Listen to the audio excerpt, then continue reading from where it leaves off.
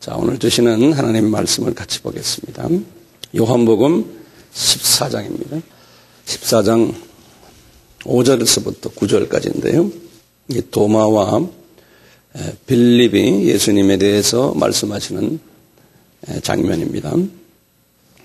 5절부터 제가 읽겠습니다. 도마가 가로되 주여 어디로 가시는지 우리가 알지 못하거늘 그 길을 어찌 알겠사옵나이까.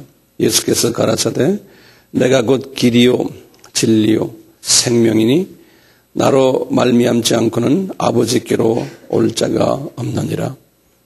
너희가 나를 알았다면 내 아버지도 알았으리로다. 이제부터는 너희가 그를 알았고 또 보았느니라. 빌립이 가로되 주여 아버지를 우리에게 보여주시옵소서. 그리하면 족하겠나이다. 예수께서 가라사대 빌립아 내가 이렇게 오래 너희와 함께 있으되 내가 나를 알지 못하느냐. 나를 본 자는 아버지를 보았거늘 어찌하여 아버지를 보이라 하느냐.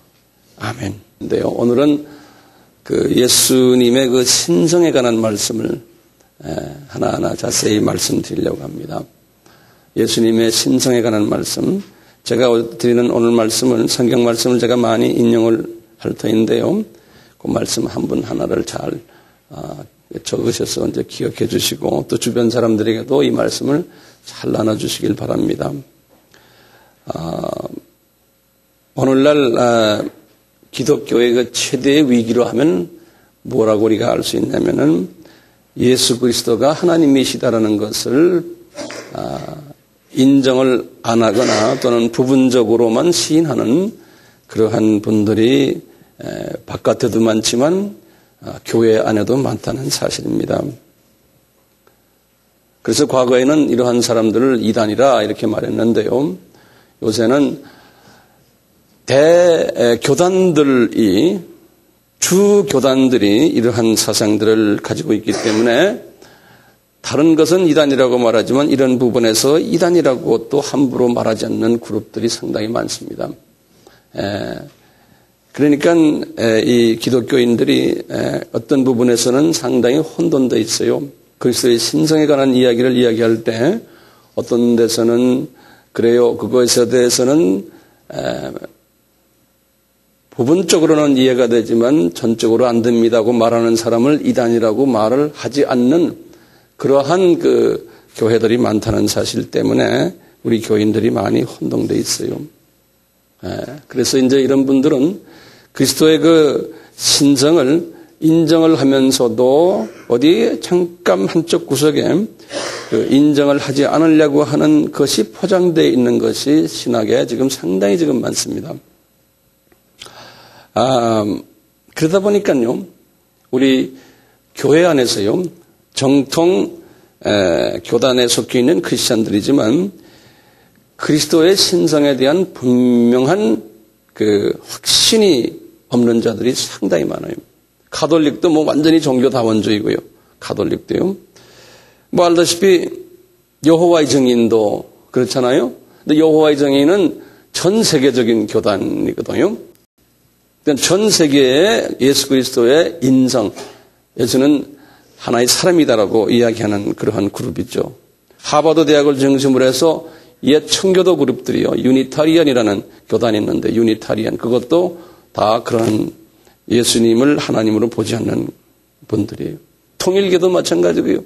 통일교도 문선명이가 예수님의 하나의 그 현상으로 나타난 사람으로 이야기하지 예수님의 십자가 사건은 성공하지 않았다라고 보는 게 통일교거든요. 몰몬교도 마찬가지고요. 다 예수님의 신성에 공격을 하는 그 교단들이에요. 그게 다 이단들이에요.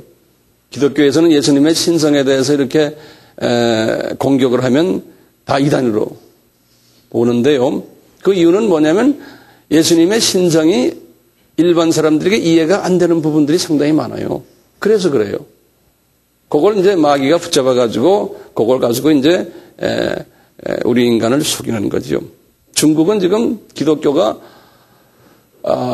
가정교회만 해도 우리나라의 전체의 우리 그 크리스찬, 한국의 크리스찬보다 훨씬 숫자가 많아요. 가정교회, 소위 그 지하교회만 우리보다 한 7배가 더 많아요. 교인의 숫자가 중국에요. 그리고 이제 3자교회도 우리보다 한 3배가 더 많거든요. 중국에. 그런 과정 속에서 중국에 지금 이단이 굉장히 들끓거든요. 여호와의 증인이 뭐 판을 치고 있고요. 그 다음에 이제 중국에 아주 요새 나오는 두 아주 큰 이단이 있어요.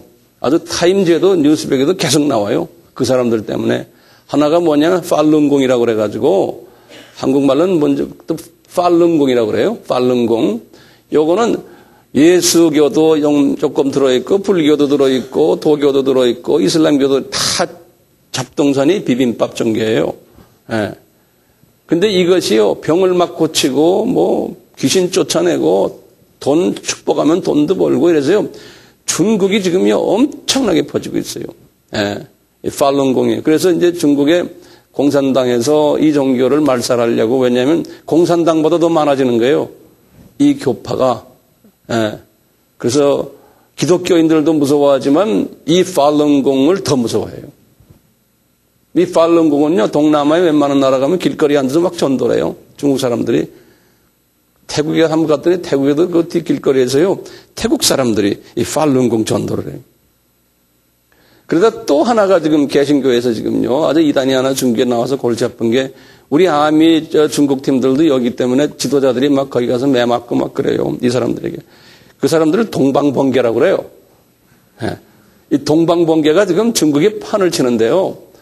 이놈들은 뭐냐면 꼭 예수 믿는 그 가정교회 출신 지도자들만 붙잡아다가 너 동방번개 안 믿으면 너 죽인다 그래가지고 무력으로 해서 말이에요. 사람 막 죽이고 막 이런 짓을 해요. 그래서 우리 아미의 우리 팀들 중에서 몇 사람이 동방종교에 얻어맞아가지고요. 아주 그 좀 문제들이 심각했어요. 근데 그 숫자가요. 굉장히 지금 뭐 말도 못하게 번져나오고 있어요. 왜냐하면 이 예수님의 신성에 대한 부분이 약해지다 보면요. 이런 잡다한 것들이 덤벼들어요. 과거 2000년 기독교 역사 속에서도 마찬가지였거든요. 네. 이 예수님의 신성 중에서 가장 우리가 이해가 힘든 부분이 삼위일체 부분이에요. 삼위일체 부분이요. 자, 우선 말이죠. 이 삼위일체에 관해서 내가 간단하게 말씀드릴게요. 중요한 부분들이요. 이 삼위일체는 알다시피 성부, 성자, 성령이 하나라는 거 아닙니까? 그런데 하나라고 하면서요. 이 삼위가 한 하나님이신데 위가 세 분이 있다 그래서 영어로는 three persons 그래요. 영어로는요. 근데 한국말로는 위라고 그래요. 삼위. 예. 한 분이신데 그 안에 캐릭터보다는 기능적으로 세 기능이 있다라고 보세요. 이렇게 우리가 그냥 쉽게 이해를 먼저 하세요. 이 삼위일체 때문에 기독교가 많은 논란을 지금 왔는데 이 부분만 우리가 클리어해지면 상당히 성서를 읽는데 큰 도움이 돼요. 요 한 하나님이신데 위가 세 분이라 이렇게 이제 이야기하지 않습니까? 위가 세 분이라는 분은 그냥 쉽게 이야기하시면 기능이 세 분이 각각 다르다라고 보시면 돼요. 기능이 어떻게 다르냐면 성부 하나님은 계획하시는 하나님이다. 이렇게 제가 아바에서 많이 이야기했어요. 두 번째 예수님은 그 계획하신 것을 실제로 수행하시는 하나님이시다. 이렇게 이해하시면 되고요. 성령 하나님은 뭐냐면 또 예수님께 수행하도록 힘을 넣어주시는 하나님이에요. 그래서 예수님은 나 홀로 아무것도 못한다 이러세요. 나는 꼭 아버지를 통해서 하는데 이 성령님이 어떻게 오시냐면 아들도 그렇고 아버지를 통해서 성자가 우리에게 오시고요. 또 요 성령님도 아버지를 통해서 아버지가 발원이 돼가지고 아들을 통해서 우리에게 오세요. 성자님도요. 그렇다고 해서 이 세 분이 계급이 다른 게 아니고 한 계급이에요. 질도 동질이고 아주 묘한 관계에 계신 관계성이 이 삼위 하나님이에요. 그래서 이제 어떤 신학자들은요, 이것이 사람의 머리로 이해 안 되니까 한 하나님이시고 삼위 하나님도 알고 보면 한 하나님이시, 삼위가 아니고 일위다. 그래서 예수님이나 성부나 성령이 알고 보면 한 분이시다. 아까 말한 이단들은 뭐예요? 이단들은 성자는 하나님이 아니시다라는 거 아닙니까? 그런데 한 분이시다, 하나님이시다. 그래서 구약에 나오는 모든 하나님, 여호와, 성령님까지도 다 한 분인 예수님이시다. 이렇게 말하는 분들도 있어요. 그런 분들은 뭐라 그러냐면 양태론자라고 그래요. 양태론자. 한국말로는요. 양태적인 삼위일체를 얘기한다고 그러는데 이것도 비성서적이에요. 양태적인 사고방식을 가진 게. 예를 들어서 예수님께서 아담이 죄를 딱 지었을 때 삼위 하나님이 그 이해를 돕기 위해서 제가 좀 설명합니다. 이런 식으로요. 삼위 하나님이 이렇게 함께 회의를 하셨다 생각하시고 우리가 인간을 우리가 구원시키자. 그래서 우리라는 단어를 항상 쓰셨어요. 창세기 1장에 보면요. 그래서 실제로 구원시키자 회의를 끝내고 회의봉을 땅 세 번을 치신 분은 성부 하나님이죠. 그렇지만 실제로 안에서 한 마음이 되셔가지고 결정한 것은 삼위 하나님의 표가 다 하나씩 똑같아. 우리 식으로 설명하면요. 그렇지만 겉으로 보기에 는 성부 하나님이 제일 높으신 것 같아요. 그렇지만 내용적으로는 그분이 높아서가 아니에요. 대표성을 가지고 계신 것뿐인 거예요. 우리 인간에게 관계 속에서. 그럴 때 이분이 그래요. 그러면 피조물에게 실제로 가서 피조물과 관계하는 분은 성부 하나님이 아니시고 성자 하나님이세요. 그래서 성자 하나님 보고 인간에게 내려가라. 그래서 이분이 인간에게 내려오셔서 이제 인간을 위해서 십자가에서 이제 피를 흘리신 거예요. 그런데요, 창조에서도 보면요, 성서에서 보면 창세기 1장 1절에 하나님이 천지를 창조하시다 그러실 때 영어로는 God created heavens and God이라는 말을 썼어요. 근데 그걸 원어를 보면 엘로힘이라고 되어 있잖아요. 엘로힘은 단어가 보면 그게 복수 단어거든요. 엘로 하면 단수인데 IM이 뒤에 붙으면 복수예요. 보면 하나님이 한 분이 아니시고 여러분이구나 이렇게 보여요. 이름 자체. 그래서 이걸 삼위 하나님이에요. 그러니까 천지를 창조하실 때도 성부 하나님과 성자 하나님과 성령 하나님이 회의를 하셨던 모양이에요. 우리식으로 이야기하면요. 그래서 결정을 하고 창조하는데 창조의 대표적으로 땅 두드린 분은 성부 하나님이시지만 실제로 창조를 손을 가지고 이 말씀으로 하셨지만 실제로 하신 분은 누구예요? 예수 하나님이세요. 근데 그 예수 하나님이 혼자서는 안 되시고 또 성령 하나님이 와서 도와주셔가지고 힘주셔서 이 천지를 창조하신 거예요. 그래서 우리 피조물의 입장에서 보면 우리가 직접 만나고 우리와 관계되는 하나님은 성자 하나님이세요. 그렇죠? 그래서 우리가 그분을 보고 성자 하나님이 창조주시군요. 우리가 그렇게 말하는 거예요. 그렇다고 해서 성부 하나님이나 성령 하나님이 창조주가 아니라는 거 아니에요. 실제로 우리의 피부에 닿게끔 창조하신 그분은 예수 하나님이세요.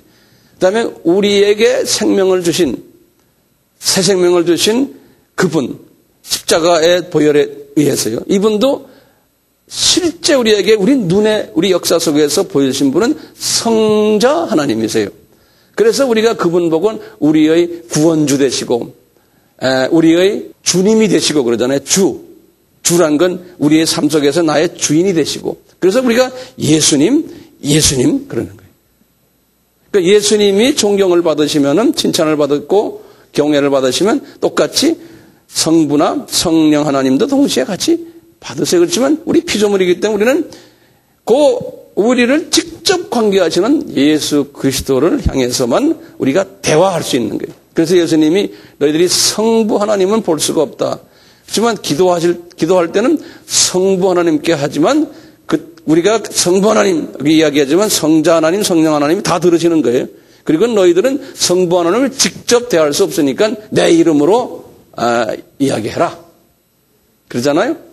그래서 이제 이 성자 하나님이 이런 부분에서 우리에게 대단히 중요해요. 그러니까 예수 그리스도가 우리의 삶의 주인이 되신다는 게 이런 의미에서 그래요. 근데 이 삼위 하나님을 이렇게 보시면 우리 기독교인들의 그 생활 태도가 여기에서 이분들의 관계 속에서 우리가 다 알 수가 있어요. 그래서 우리가 이제 이분들의 그 삼위의 관계성을 보시면 아하, 우리가 이렇게 살아야 되겠구나 금방 보이는 게요. 이 삼위 하나님은요, 서로 존중해요.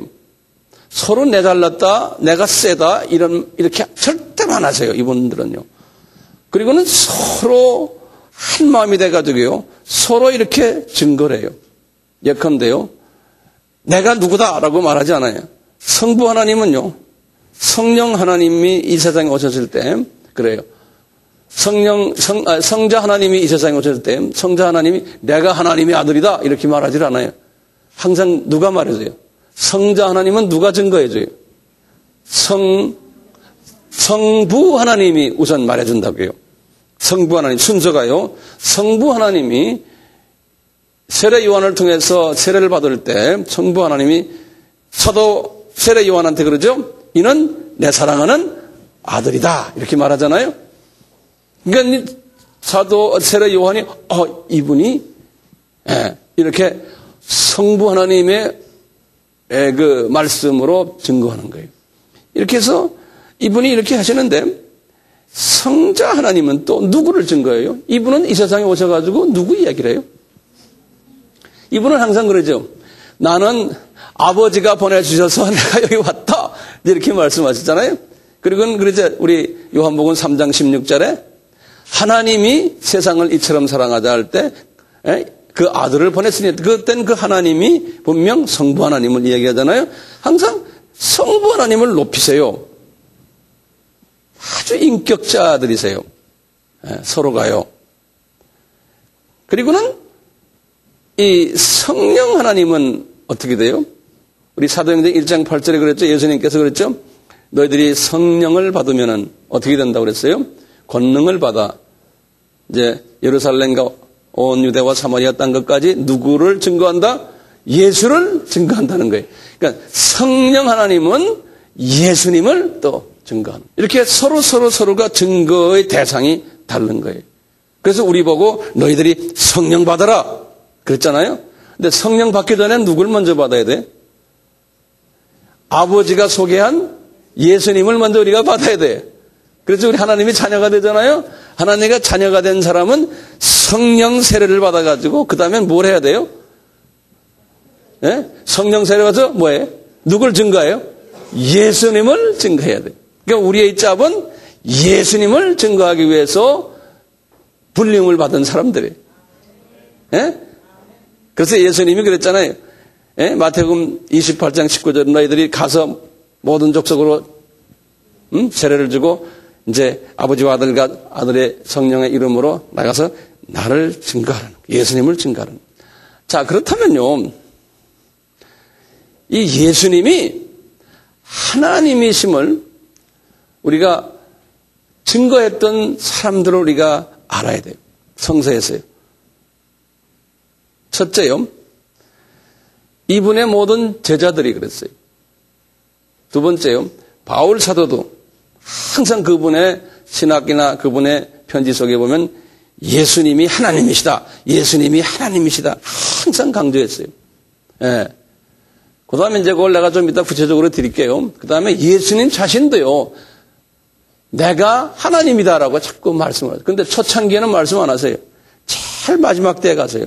3년 공생의 마지막 때에 본인이 직접 말씀하세요. 내가 하나님이다. 나중에는 성부께서도 또 말씀해요. 이 사람이 하나님이다. 사도 바울이 예수님을 하나님이다라고 하는 것을 제가 성경 구절을 드릴 테니까 적어보세요. 로마서 9장 5절에서 말씀하시기를 예수는 만물 위에 계셔서 세세의 찬양을 받으실 하나님이시다. 그러시는 거예요. 로마서 9장 5절에요. 또 빌립보서 2장 6절에서 11절에도 마찬가지예요. 뭐냐면 예수는 근본 하나님의 본체이시다. 그러신다고요. 하나님의 본체이시다. 골로새서 1장 15절에도요. 예수님은 보이지 아니하는 하나님의 형상이다. 이렇게 말씀하죠. 골로새서 1장 15절에 골로새서 2장 9절에도요. 예수 안에는 신성의 모든 것이 충만하여서 그분의 육체에 거한다고 했어요. 신성의 모든 것이 충만하여. 골로새서 2장 9절에 디도서 2장 13절에도 하나님인 구주 예수 그리스도의 영광이 이렇게 말했어요. 하나님이신 구주 예수 그리스도의 영광이 너희들에게 있을 것이다.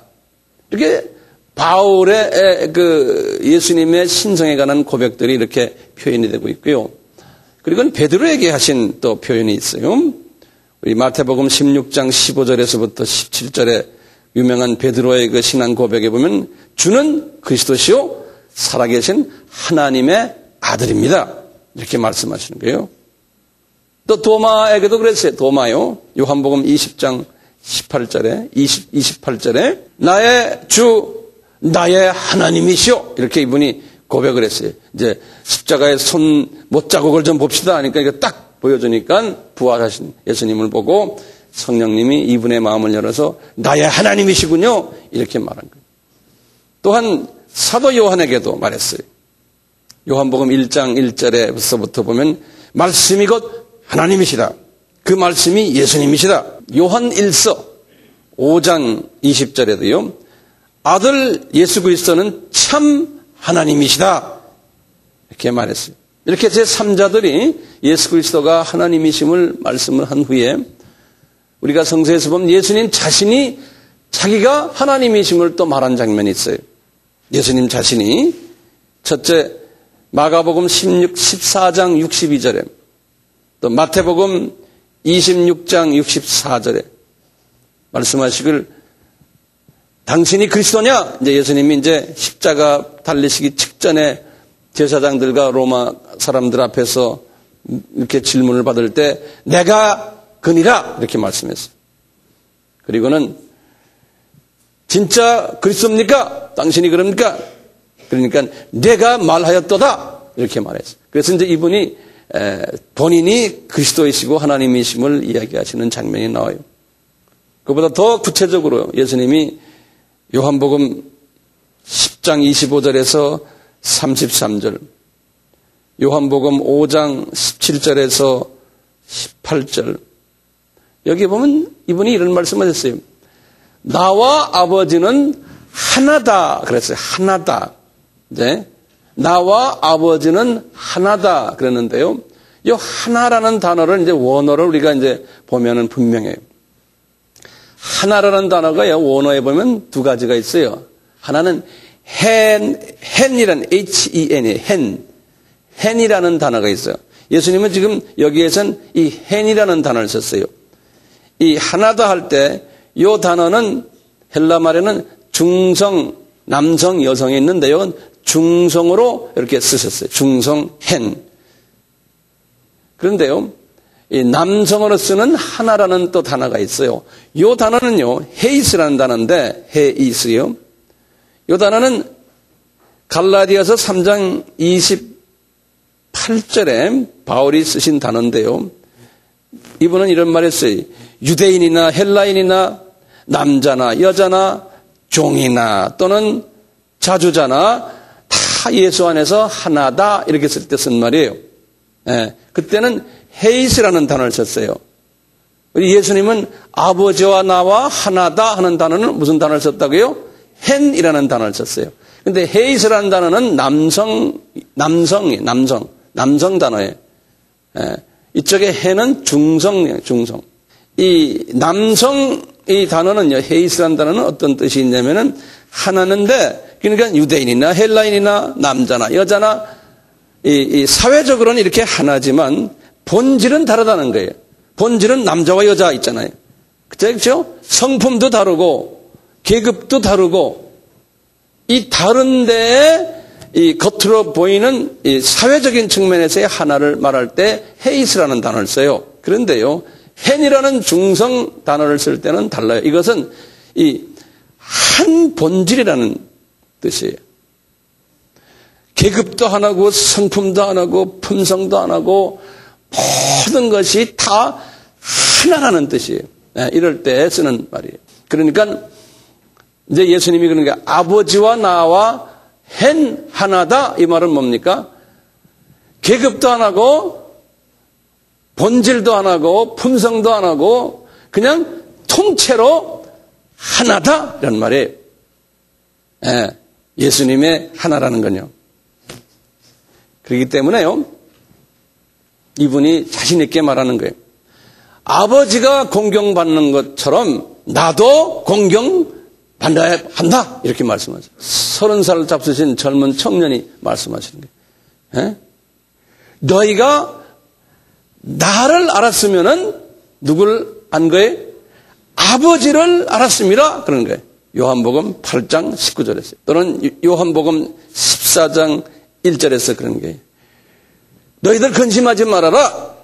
하나님을 믿으니 또 누굴 믿어라? 나를 믿어라. 이렇게 자꾸 말씀하시는 거예요. 왜냐하면 아버지와 나는 같은 수준의 같은 행이다. 이렇게 말씀해요. 이분이 요한복음 14장 8절과 9절에서 하시는 말씀, 너희들이 오늘 본문의 말씀이에요.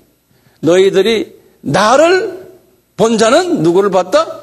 아버지를 본 것이다. 이렇게 말하는. 그렇기 때문에 이분이 그러는 거예요. 중풍병자의 병을 고치시면서 내가 죄사함 받았다. 그러는 거예요. 그러니까 이 죄사함을 할 수 있는 분은 그 당시에 유대인 문화 속에서는 누구예요? 하나님밖에 없어요. 그러니까 유대인들이 거기에서 상당히 기분이 나빴던 거예요. 이분이 그러는 게 내가 생명이다 주장하시고, 내가 영생을 소유한 자니까 너희들은 내 속에 들어와야지만 영생을 가진다. 요한복음에서 5장 11절 12절, 요한복음 14장 6절, 마가복음 2장 5절에서 7절, 이분이 계속해서 요한복음 5장 27절에서 그래요. 내가 심판하는 권세를 가졌다. 이렇게 하면서요, 계속해서 본인이 하나님이심을 말씀하시는데, 성부 하나님께서 이분이 이 세례 요한에게 아까 세례를 주시면서 뭐라고 그랬다고 그랬어요? 이는 내 사랑하는 아들이다 그랬잖아요. 똑같이 이제 마태복음 17장에서요, 변화산 사건을 통해서 베드로와 요한과 안드레에게 말씀하시는 거예요. 성부 하나님이 이는 내 사랑하는 아들이다. 그런 게 마태복음 17장에서요. 자, 그렇다면 우리 인간의 개념으로요, 아들이다 그러면요, 아버지와 아들은 분명히 계급 차이가 있잖아요. 안 그래요? 이 문제가 우리가 지금 해결이 안 되는 거예요. 왜 아들이라고 말해서 다른 표현이 없냐 이거예요. 자, 이 아들이란 단어가요, 우리가 좀 알 필요가 있어요. 이 아들이란 단어는요, 우리가 성서에서는 두 가지 의미를 쓰고 있어요. 누구누구의 자손이다라는 뜻과요, 또는 누구누구의 반열이다. 반열이라는 말이 있어요. 반열. 영어로는 order, O-R-D-E-R 그래요. 그러니까 멜기세덱이 예수 그리스도의 반열이다. 그런 말 우리 나오죠? 반열이라는 말이 있어요. 그 반차다, 한국말로도 그렇게 써놨죠. 반차란 말은 이런 뜻이 있어요. 우리 열왕기상 20장 35절에 선지자의 자손들 이런 말이 있어요. 근데 그 말이 뭐냐면 선지자의 반열들 이런 말이에요. 자손이란 말이 반열이란 말이에요. 또요, 느헤미야서 12장 28절에 느헤미야서 12장 28절에 노래하는 자들의 자손들 그랬대요. 그 자손들이란 뜻이 뭐냐면 반열들 그런 소리예요. 노래하는 자들의 반열들. 그러니까 그분들의 아들이란 뜻이 아니고 그런 노래하는 사람들, 다른 노래하는 사람들 그런 소리예요. 똑같이 선지자도 그 선지자의 자녀들이란 소리 아니고 선지자의 같은 선지자 그룹들 이런 소리나 맞잖아요. 이 반열이란 말이에요. 다 보세요. 성서에서 아들인데도, 예수님을 아들인데도 뭐냐면 독생자라는 말을 썼잖아요. 독생자. 그 말을 영어로는 어떻게 표현하냐면 only begotten son 그랬어요. B-E-G-O-T-T-E-N. begotten. B-E only란 말 집어넣고요. only. 그 다음에 begotten son, B-E-G-O-T-T-E-N 이렇게 써요. 그걸 한국말로 독생자 그랬어요. 요 말은 뭐냐면 하나님의 아들이란 소리는요, 하나님의 반열자란 소리래요. 그러니까 다시 말하면요, 성부 하나님과 같은 동급의 반열을 가진 분이라는 소리예요. 그게 말로 하나님의 아들이라고 표현한 거예요. 그 말을 다른 말로 표현한 게 독생자라는 표현이에요. 예. 이 말은 뭐냐면 이런 분은 한 분밖에 없다는 거예요. 아버지와 동격인 그러한 성육신한 사람으로 오신 그분이 아버지와 같은 분인데 그런 분은 독생자라는 건 한 분밖에 없다는 거예요. 그런 의미에서 독생자, 아버지와 동질이면서 동격이고 동등하면서 모든 게 다 같은 분인데 그런 분은 독생자의 한 분밖에 없는 아버지와 같은 반열에 있는 분이라는 거예요. 그러니까 이분은 하나님이라는 거예요. 이런 말씀을 하셨기 때문에 유대인들이요, 저분이 신성모독한다 그러는 거예요. 저 젊은 분이 어떻게 자기가 성부 하나님과 하나고 어떻게 자기가 하나님이라고 그러느냐. 그래서 예수님을 십자가에 못 박게 된 이유가 거기 있는 거예요. 그런데 십자가에 이분들이 예수님이 저분이 하나님이구나 알았으면 십자가에 못을 안 박을 거 아니에요. 십자가에 못을 안 박으면 또 문제 있는 거예요. 이분은 십자가에 못 박히기 위해서 오신 분이에요. 그렇죠? 그러니까 의도적으로 그 눈이 어둡게 된 거예요. 예수 그리스도를 성부 하나님과 동격인 그 하나님으로 보지 못하도록 만든 거예요. 근데 우리는 지금 보고 있잖아요. 우리는 하니까 다 하길 원합니다. 네? 그 예수님, 우리가 지금 하나님으로 지금 우리가 봐야 되는 거예요. 그것을 모르는 분들이 지금 전 세계 교회 안에도 엄청나게 많은 거예요. 그러니까 이것을 볼 수 있다는 것은요, 이게 보통 블레싱이 아니에요. 엄청난 블레싱이에요. 우리가 우리 눈에 보이는 하나님이에요. 우리 세상에 오신 우리와 똑같이 살다가 가신 우리의 모습인 그 하나님, 창조주 하나님, 우리는 그 하나님을 맥시멈으로 최대한으로 우리 눈에 보이는 하나님으로 우리가 지금 모시는 거예요. 그러니까 우리 피조물이 볼 수 있는 최대의 하나님이 그분이세요. 그래서 우리 보고 그러는 거야. 너희들 이 하나님께 경배하라 그러는 거예요. 이 경배하라는 말은 뭐냐면 영어로는 worship, 이 하나님을 예배드려라 그러는 거예요. 그러니까 우리가 지금 이 예배드리는 거예요. 지금 누구를 향해서 예배드리는 겁니까? 예수 하나님에게 우리가 예배드리는 거예요. 인간이 예배드리는 것이. 그렇기 때문에 우리가 여기 나와서요, 목사가 설교 잘하나 못하나 그거 구경하러 나온 것도 아니고 찬양팀이 찬양을 잘하나 나온 것도 아니에요. 교회 생활은요, 예수님을 경배하기 위해서 나온 사람들이에요. 교회 생활은 예배의 목적이 뭡니까? 이 예수님을 예배드리는 목적이 뭐예요? 하나님을 향한 피조물들의 최대한의 존경이, 경외심이, 믿음이요, 감사의 표현이 이 창조주에게요. 그리고요, 우리가요, 이 예수님과 나와 하나로 연합이 되는 것이 예배예요. 이분과 내가 연합이 되었을 때 마음이요, 내 속에 있는 더러운 성품들이 성화되기 시작을 하는 거예요. 그러니까 예배가요, 형식이 아니에요. 내가 예수와 나와 연합하는 거예요. 성령님의 도움을 받아서.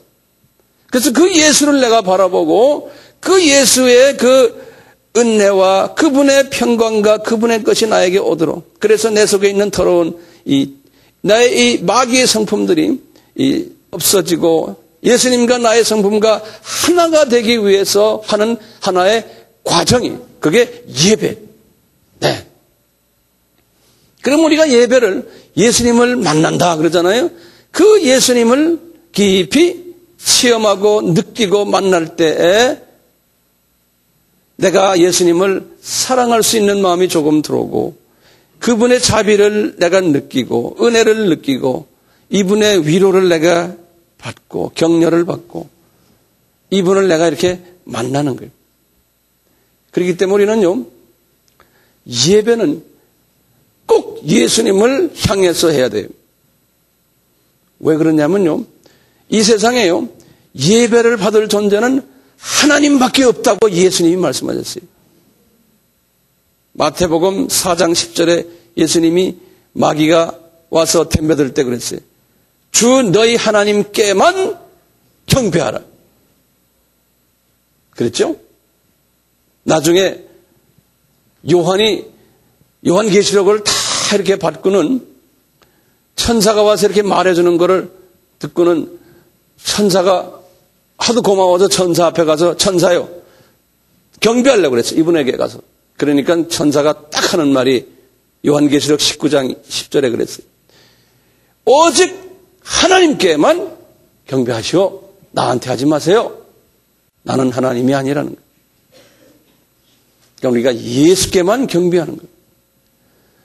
십계명에서도 분명히 그랬죠. 너희들은 처음 4계명이 하나님께만 예배드려라, 경배하라. 그런데 예수님은 어떻게 경배하나 우리에게 가르쳐줬어요. 어떻게 하냐면은 우리가 좋아하는 요한복음 4장 24절에 그랬죠. 너희들은 신령과 진정으로 하나님께 예배하라, 경배하라. 신령과 진정으로. 예수님은 3년 공생했대요. 자기가 하나님을 나타내기 위해서요. 제자들에게 이런 모습을 보여줬어요. 문둥병자가 와가지고 예수님께 탁 무릎 꿇고 경배하는 거예요. 당신은 하나님이십니다. 근데 이분이 그만둬라, 나는 하나님이 아니다, 이렇게 말좀 안 하죠. 그냥 그 경배를 이분이 받으셨어요. 나면서 장님이 된 분도 병 고침을 받고는 예수님 앞에 짝 엎드려 경배하니까 예수님이 가만 놔뒀어요. 제자들도 나중에 하나님 앞에 진실로 하나님이십니다 하고 예수님께 경배했다고 그랬어요. 그럴 때 이분이 아사라, 아버지에게 해라, 나는 하나님이 아니다, 이렇게 말씀하지를 않으신 거예요. 이분이 경배를 다 받으셨어요. 왜냐하면 이분이 말씀하시기를 하나님께만 경배하라 그랬거든요. 그런데 이분이 자기가 경배를 받으세요. 그러니까 이분은 누구예요? 하나님이세요. 그렇기 때문에 바울은요, 우리 빌립보서 2장에 그 유명한 장 있죠. 그분은 하나님의 본체이시나 하나님과 동등됨을 취하지 아니하시고 사람의 모습으로 되었다가 십자가에서 이분이 다 피를 흘리시고 우리를 위해 죽으신 다음에 그 다음에 이제 하나님이 그를 높이 만드사 성부 하나님께서 그 이름을 모든 이름보다도 더 뛰어난 이름으로 만드셔가지고 하늘에 있는 자들과 저 천사들이, 땅에 있는 자들과 우리 피조물들이, 땅 아래에 있는 자들, 음부에 있는 모든 사람들 다가 모두가 예수의 이름에 무릎을 꿇는다고 그랬어요. 제가 선교제 다니면 항상 이것을 확인해요. 네팔에 있는 사람이나 아프리카에 있는 사람들이나 방글라데시에 있는 사람들이나 인도에 있는 사람들이나 우리의 모습이 다 다르고 다 가난해서 찌들어서 그냥 찌까다비를 신고 찌까다비라면 슬리퍼 신고 맨발로 왔지만 전부 예수님하고 다 무릎 꿇는 모습을 보고 예수님은 하나님이십니다. 예수님 앞에 다 무릎을 꿇고 있어요. 모두요. 이 예수님. 여러분들, 예수님을 경배한다는 뜻이 뭡니까, 그럼? 그냥 무릎만 꿇고 있는 거예요? 네? 이 하나님인 예수님을 경배한다는 뜻이 뭐예요? 이 뜻은 뭐냐면요. 예수님이 하나님이시군요를 깊이 고백하고 묵상하는 거예요. 그러니까 우리가 삶 속에서요, 매일이요, 예수님이 하나님이시군요. 하나님이란 뜻은 뭐냐면 창조주시군요, 이 말이에요. 그러니까 매일 우리는요, 신앙생활의 기본이에요. 예수님을 묵상하는 거예요. 예수님은 창조주시군요. 하나님이시군요. 예수님은 하나님의 아들이시군요. 자, 그러면 무슨 뜻인지 알겠죠, 이제요? 예? 하나님 아버지와 동등하신 본질적으로 동덕하신 분이시군요. 그것을 항상 외치고 묵상하고 고백하는 거예요. 이게 예배예요. 더 있어요. 예수님은 전지전능하신 분이시군요. 무소부지하신 분이십니다.